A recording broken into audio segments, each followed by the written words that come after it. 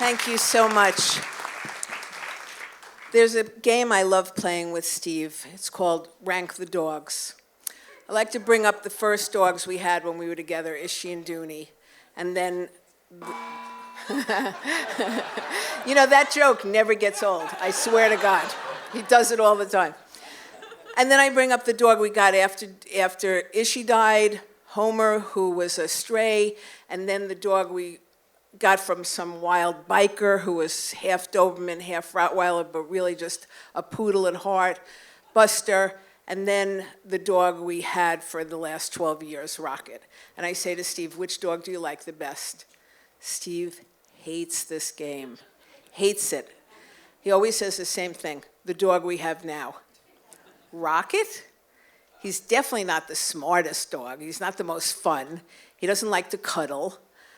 Steve just keeps insisting. And then at the beginning of COVID, Rocket didn't feel good one day and was dead the next day. And we were completely unhinged. We had never been without a dog. Steve always says, let's get the second dog while we have the first dog so we could train him. We just never noticed that this dog was getting old. We're in the middle of COVID, we don't have a dog, and we decide we don't need one. We're not getting another dog. And we do that for about 3 months, and then a couple of nights before Thanksgiving, we had gone off of Adopt-A-Pet, off of Pet Finder, and our phones, our iPads ding, and there's this most beautiful Doberman. We're sort of partial to that big dog. And I said to Steve, oh, no, we're too old to get a 90-pound dog. We're too old to get a female dog. So Steve calls and says, can we come see it? And the woman says, come on Friday. And Steve says, can we come on Thanksgiving? We're all alone anyway. And we go out, and we're driving there to Connecticut, and I say to Steve, this dog would have to run out, lick you, and jump in the car. And damn, the dog runs out, licks Steve, and jumps in the car. And we're like, okay, I guess she's ours. And we take her home, and we name her Daisy Foot for our friend Daisy Foot, who convinced us that we had to get a dog. And Daisy, if you're here tonight, I have no idea. Anyway, that's her name, Daisy Foot. And she bites 5 men in the first month we have her. And 3 of them are really good friends of ours. And so we have a business, and the dog is at the business, and we're freaking out.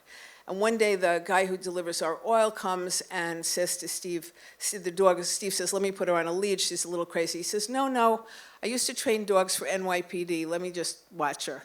And he watches her for 15 minutes, and he says, oh, I get it. This dog was taken away from her mother too early. You need to go over to her, take her collar, put her nose on the ground, and growl at her. And Steve says, what? And he says, yeah, you got to get down on the ground and go, no. So Steve did that twice, and she's like the most well-adjusted dog we ever had. And I feel like she is rising in the rankings. And she has certainly gone past the last few.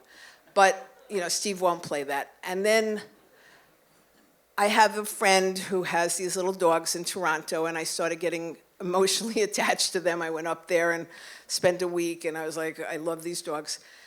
And so about a month ago, Nan Tepper and I went to Oriole 9 for lunch.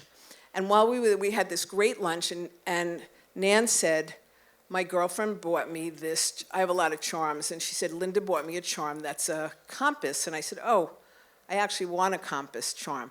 But I never buy a new charm because I really worry about the feng shui of it all. Like, everything's going good with these charms. What happens if I add another one and things go bad? Is it the charm or is it the charm? So, but I go with her, and I look at the compass. It's not what I want. And the woman says something, and I turn around, and there's this charm, and it has this picture on it. And I say, oh my God, it's the dog I love. It's the dog I have and I love. It really does look like Daisy, and I thought it was so sweet. And she says, it's reversible. And I say, oh, what's on the other side? And she turns it around, and this is on the other side. And I say to Nan, oh, it's the dog I want and I'm gonna love. And Nan looks at me like I've lost my mind. And so I go home, and a couple of weeks later I say to Steve, listen, I really want to get a little dog. And he says, no, we have a 95-pound Doberman. We don't need another dog. And I said, I know, but when you and Daisy leave for work in the morning, I feel this thing in my heart, and I'm yearning for a dog. I'm lonely. And he says, you're yearning? Well, then you should get a dog. And I put it on Facebook at noon, said I'm looking for a dog. It has to not be a puppy, and it has to be very small. And 2 hours later, I have this dog in my arms. And, but was it all a dream? No.